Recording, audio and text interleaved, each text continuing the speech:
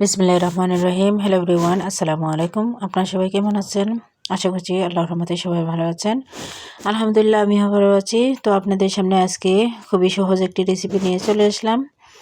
অনেক মজার এই রেসিপিটা, খুবই টেস্টি, আর এটা খুবই কম সময়ে বানানো যায়। মেহমান আসলে কিন্তু মেহমানকে বসে রেখেই কিন্তু এই রেসিপিটা বানানো যায় খুবই সহজে। তাহলে চলুন দেখে নিই এটার জন্য কি কি লাগছে। তো সেদ্ধ করা আলু তো লাগছেই, আর পেঁয়াজ কুচি, কাঁচামরিচ কুচি, আর সাথে ময়দা লাগছে। তো আগে থেকে আমি সেদ্ধ করে রেখে দিয়েছিলাম আলুগুলো এখন একটু ছিলে নেব। তো এই যে দেখেন, সবগুলো আমি আলু ছিলে নিয়েছি।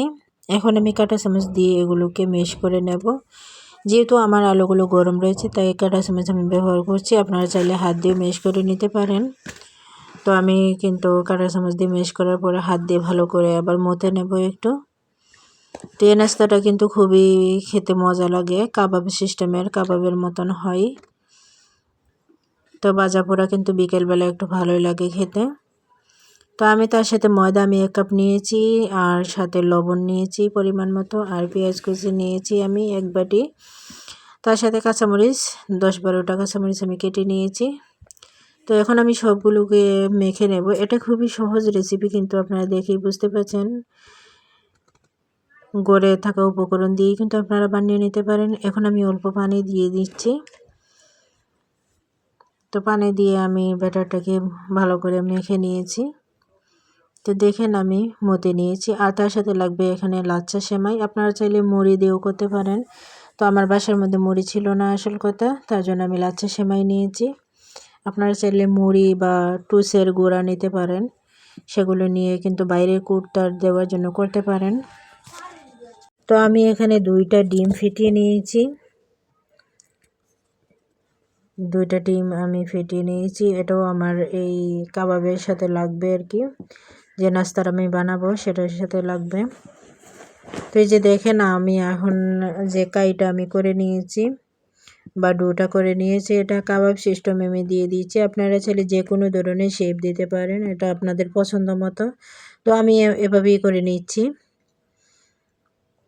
তো দেখেন, আমি এক এক করে কিন্তু সবগুলো তৈরি করে নেব। তো এই পর্যন্ত আমার ভিডিওটি যারা দেখছেন, প্লিজ একটা লাইক দিয়ে ভিডিওটা কন্টিনিউ করবেন। আর আমার চ্যানেলের নতুন বন্ধু হয়ে থাকলে সাবস্ক্রাইব করে পাশে থাকবেন। আমি আপনাদের পাশে থাকবো ইনশাল্লাহ। তো দেখেন, কথা বলতে বলতে আমার সবগুলো বানিয়ে নেওয়া হয়ে গেছে। এখন আমি ডিমের মধ্যে এগুলোকে চুবিয়ে এই যে সেমাই রেখেছিলাম সেটার মধ্যে আমি দিয়ে দেব। তো সেমাইয়ের মধ্যে দিয়ে ভালো করে আমি কোর করে নেব, নিয়ে ভাজতে যাব আর কি। তো অন্যদিকে আমি প্যানটাও বসিয়ে দিয়েছি। ফ্রাই প্যানটা বসিয়ে দিয়ে তেলটা গরম হয়ে গেছে। তো আমি এক এক করে দিয়ে দিচ্ছি। তো দেখেন, এগুলো আমার হতে কিন্তু বেশি সময় লাগেনি, খুবই অল্প সময় লেগেছে। যেহেতু আমার আলুটা সেদ্ধ করা আর কম পরিমাণে কিন্তু আটা দিয়েছি, তার জন্য কিন্তু খুবই তাড়াতাড়ি হয়ে যায় এই নাস্তাটা।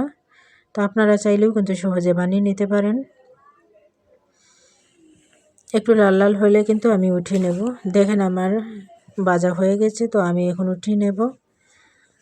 আর কালারটা কিন্তু মাশাআল্লাহ দেখতে অনেকটা সুন্দর হয়েছে।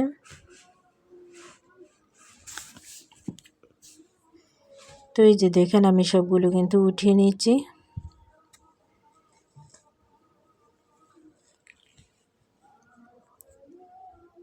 তো সবগুলো আমার ওঠানো শেষ। এই যে দেখেন, অনেকটা কিন্তু ক্রিস্পি হয়েছে, বাইরের দিক দিয়ে মুচমুচে, আর ভিতরটা খুবই সফট ছিল। আর যেহেতু লাচ্ছা সেমাই ছিল, তার জন্য কিন্তু খুবই মুচমুচে হয়েছে বাইরের দিকটা। আপনারা চাইলে এইভাবে বানিয়ে ট্রাই করতে পারেন। তো এই ছিল ভিডিও আজকের মতন। সবাই থেকে বিদায় নিচ্ছি। সবাই ভালো থাকবেন, সুস্থ থাকবেন। আল্লাহ হাফেজ, আসসালামু আলাইকুম।